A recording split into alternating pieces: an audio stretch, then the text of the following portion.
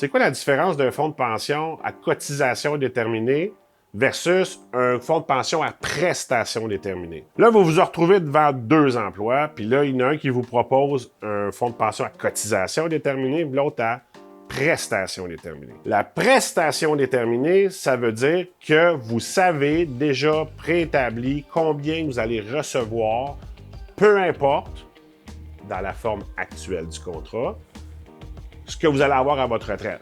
Exemple, je fais 70 000 par année. À chaque année que vous allez cotiser dans votre fonds de pension, ils vont vous garantir 2 de la rente à vie. Je travaille 35 ans, 70 de mon 70 000. Ce ne sera pas de votre 70 000, ça va grandir, puis ils vont faire généralement une moyenne des 5 à 8 dernières années, puis ils vont faire une moyenne de ce montant-là.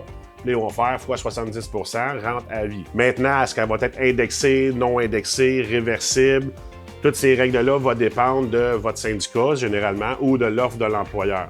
L'avantage du fonds de pension à prestation déterminée, c'est que ce que les compagnies sont supposées faire, vous y cotisez 8, vous cotisez 7, donc ça fait 15, il reste un 3. Mais supposons un fonds de pension à prestation déterminée qui cotise 9, puis vous cotisez 9. Donc, vos droits REER de 18 sont maximisés. Vous comprenez? Vous ne pouvez pas en mettre plus.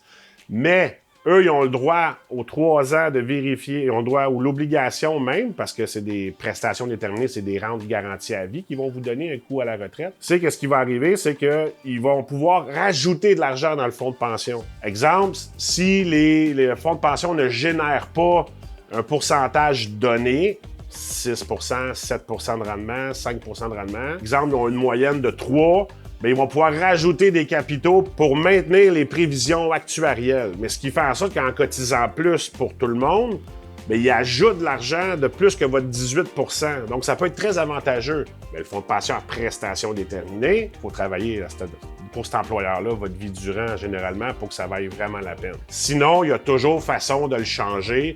Si vous changez d'emploi, peu importe, vous avez des possibilités de le transférer dans un CRI. Mais il faut toujours évaluer si ça vaut la peine de le faire.